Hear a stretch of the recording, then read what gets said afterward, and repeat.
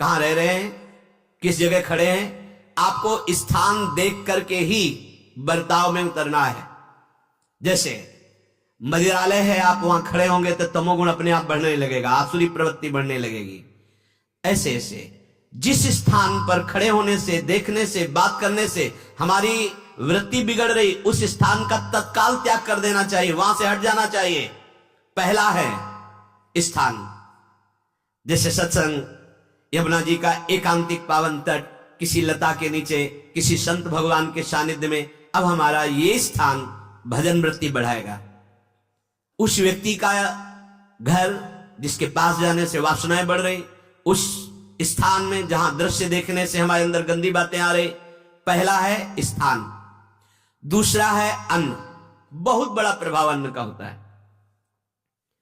अगर अधर्म के द्वारा कमाया हुआ अन्न है तो बुद्धि अधर्म में ही लगेगी। यदि भोजन पकाते समय, रसोई रांधते समय आप विकारात्मक चिंतन कर रहे हैं तो कोई भी प्रसाद पाए उसके अंदर विकार जागृत हो जाएगा। अन्न का बहुत बड़ा प्रभाव पड़ता है। एक बार पूज्य पाद उड़िया बाबा जी महाराज अपने परिकर के साथ भ्रमण में थे तो किसी बड़े धनी मानी ने निमंत्रण दिया, महाराज आज यहीं रुको।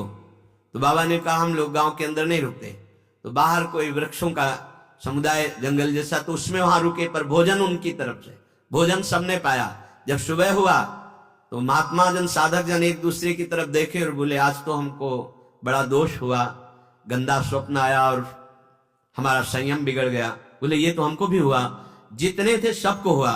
उड़िया बाबा के समीप गए, बाबा ने कहा अच्छा ऐसा हुआ, ये तो अन्न दोष है, बुलाओ अन्न पवाने वाले को, फिर चलेंगे। बुलाया और बाबा ने कहा बिल्कुल सत्य बोलना, नहीं तो आप जानते हो इतने महात्माओं के संयम को आपने भ्रष्ट कर दिया, सत्य बोलना, क्या बात थी? उनका महाराज संतान नहीं हो रही थी, सुना था आप बहुत सिद्ध महापुरुष हैं तो आपके परिकर को इसीलिए पवाया, अंदर काम भाव था कि हमारे कामना थी कि संतान उत्पन्न हो, वैसे चिंतन करते हुए बनाया ऐसे। बोले सबका संयम नष्ट कर दिया, होश में, नरक जाने वाली बात मत सोचो। अरे संतों को पवाओ जैसे अपने पुत्र को पवाते हैं, ऐसी भावना करनी चाहिए। आज हो भाग्य तो परिणाम खुद मंगलमय निकलेगा। काम भाव से युक्त होकर क्यों बनाया? सब संतों के अंदर विकार पैदा कर दिया। अन्न का प्रभाव पड़ता है, हम जैसा अन्न पाते हैं वैसा। कई बार सुनाया है, सिद्ध महापुरुष पूज्य प्रातः स्मरण श्री बलराम दास जी महाराज झाड़ू मंडल के, यमुना के पावन तट पर ही है, रास मंडल के पास ही, वो अपने एक लता के नीचे बैठे हुए भगवत चिंतन कर रहे थे। अचानक यमुना जिस नजदीक है तो कोई माई स्नान किए हुए निकली तो नेत्रों ने देखा और विकार उत्पन्न हो गया। वयोवृद्ध सिद्ध महापुरुष, उन्होंने कहा आप तो इस शरीर को नष्ट कर दूंगा। शिष्यों ने कहा महाराज ऐसा क्यों? बोले किसी माता के शरीर को देखकर हमारे अंदर विकार क्यों आ गया? ऐसा नहीं, आज तक कभी नहीं हुआ, ऐसा क्यों हुआ? उनका महाराज आपस में सब शिष्यों ने कि कुछ ना कुछ तो खान पान में गड़बड़ी हो गई तभी ऐसा हुआ। बाबा आज परिक्रमा करते हैं वृंदावन की, बाद में आप जो आदेश करेंगे जैसा करेंगे, पहले परिक्रमा। वृंदावन की परिक्रमा का बहुत बड़ा प्रभाव। जब कभी मन आपका ऐसा विक्षिप्त हो, परेशान हो, तत्काल परिक्रमा प्रारंभ कर देना, नाम जप करते हुए। आप देखना परिक्रमा पूरी होते होते शांति हो जाएगी। बाबा ने खूब नाम कीर्तन करते हुए शिष्यों के साथ परिक्रमा दी, मन का विकार शांत हो गया। उनका ऐसा कैसे हो सकता है कि हमारे अंदर विकार आ गया? ये बड़ी सूक्ष्मता का विषय है। कल प्रसाद कहां से आया था? तो उस समय लाड़िले गोविंद देव जी महाराज यहीं विराजमान थे वृंदावन में। बोले तो ठाकुर गोविंद देव जी का प्रसाद आया था। लकुट उठाई, गए वो तो भगवत स्वरूप तस्मित तज्जने भेदा भावात। भगवान और भगवान के ऐसे जनों में भेद नहीं होता, वो भगवत स्वरूप होते हैं। गए और कहा बताओ आपका प्रसाद न पावे तो अपराध लगे कि प्रसाद नहीं पाया, और प्रसाद पावे तो हमारे अंदर काम जागृत हो जाए, हम तो मरे ना दोनों तरफ से। तो ठाकुर जी बात कर रहे थे, दूसरों को नहीं सुनाई दे रहा था।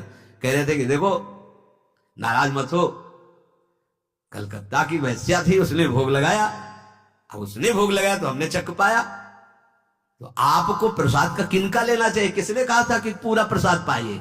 जरा किनका ले लेते हो, मधुकरी पाते। हाँ ये बात आपकी मान। तो हमारा तो पूरा विश्व है, कोई भी भोग लगाएगा हम तो पाएंगे। हमारे प्रसाद की निष्ठा आप सबके हृदय में, तो किनका लीजिए, पूरा मत पाइए। सोचिए भगवत अर्पित प्रसाद और वृत्ति। भगवान ने आदेश किया किद का पाओ, मां धोकरी मांग के खाओ।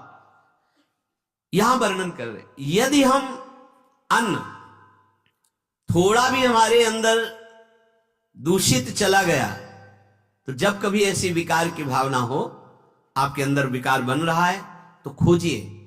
आपने कोई दृश्य देखा है, आपने किसी से बात की है, आपने कोई ऐसा संकल्प बनाया, नहीं, तो फिर भोजन दोष आ गया। अब आज उपवास कर दो, जब तक वो वृत्ति न नष्ट हो तब तक कुछ मत पाना, जल से काम चलाना। तो एक दिन एक पहर अपने आप शांत हो जाएगा।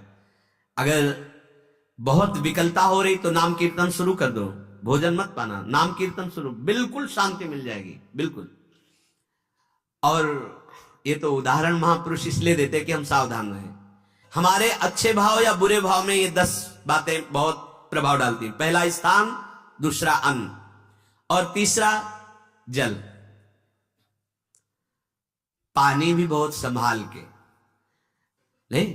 आजकल तो देखो प्रायः ऐसे दांत से प्लास्टिक नोचेंगे, ऐसे पानी पिएंगे, कब भरी गई, कहां भरी गई, कैसा पानी। बड़ा देखो कैसा हमारे भजन साधन के लिए विक्षेप पैदा होता चला जा रहा है। पहले सुंदर सरोवरों का जल, मतलब 15 वर्ष तो गंगा जल ही केवल पिया है, जो आकाश वृत्ति से मिला नहीं, गंगा जल ही पिया है। कुआं का जल, फिर आया हैंडपैप का जल, अपवित्र होने लगा। हैंडपैप में जो वाशर, अगर वो कहीं चमड़े का पड़ा हुआ है तो अपवित्र जल हो गया। अब हैंडपैप का भी अंतर ध्यान स्वरूप हो गया, अब तो नहीं दिखाई देता। अब रह गया है मोटर से निकले और फिल्टर में जाए, वो मशीन जो फिल्टर करती पानी को, आरओ, उससे। अब वो जिनके पास है तो है, नहीं तो परिक्रमा लगाया हो, आपको पानी पीने को नहीं मिलेगा। देखो कैसा समय आ गया। भोजन, पहले कोई दगाबाजी भोजन में तो नहीं करता था। गांव में जब जिसके यहां दूध बेचा जाता था ना, उसको बहुत लघु दृष्टि से देखा है, गाय माए एक बराबर होती है, ये दूध बेचता है। 10-5 किलो मठा तो आप ऐसे मांग के ले सकते थे, अगर अड़ोस पड़ोस में वो मठा मिल जाएगा।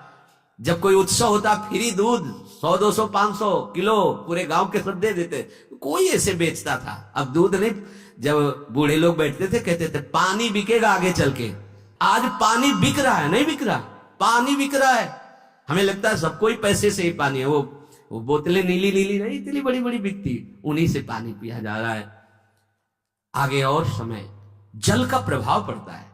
जैसे हम गंगा जल पीते थे, सही कहते, कई कई दिन जब भोजन नहीं मिलता तो पूरी पौष्टिकता गंगा जल से मिलती थी। गंगा माता के जल से ऐसा लगता था मानो हम परम पावन अमृत पान कर रहे हैं, सारी पौष्टिकता मिलती थी। कुएं का जल अपने आप में पौष्टिकता से युक्त होता है, जो हमें चाहिए। आज देखो जल की समस्या हो गई। पवित्र जल पीने के लिए हम तरस रहे, कहां हो जल, और कैसे मिलेगा जल? या तो आप पैसे वाले हो तो आप खरीद करके पीजिए, नहीं तो अब वो जल नहीं है गया कि कुएं से निकाला पी लिया या सरोवर से पी लिया, या कैसा दुर्भाग्य है।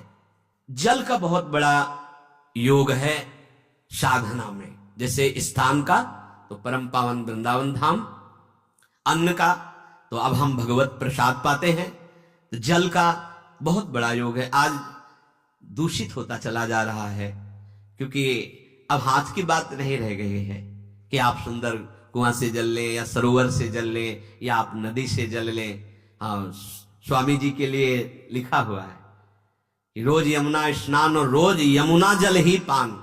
हमारे वृंदावन के समस्त भगवत स्वरूपों का स्नान यमुना जल से ही होता था, हो रहा है और होता ही रहेगा। बिहारी जी के लिए आज भी कलश में भरकर यमुना जल ही जाता है। तो कपड़ा से ऐसे ढक के जब हम 2 बजे परिक्रमा देते थे तो एक महाभागवत है, वो किसी को छूते नहीं, दूर से कहते छूना मत, बिहारी जी के लिए जल जा रहा है स्नान के लिए बिहारी जी का। फिर चौथा है आपका परिकर, जहां पर रह रहे हैं वो समुदाय, चाहे परिवार हो या आप समुदाय, वो कैसा है, रजोगुणी है, तमोगुणी है, सतोगुणी है या त्रिगुणातीत भागवती का है, उसका प्रभाव पड़ेगा।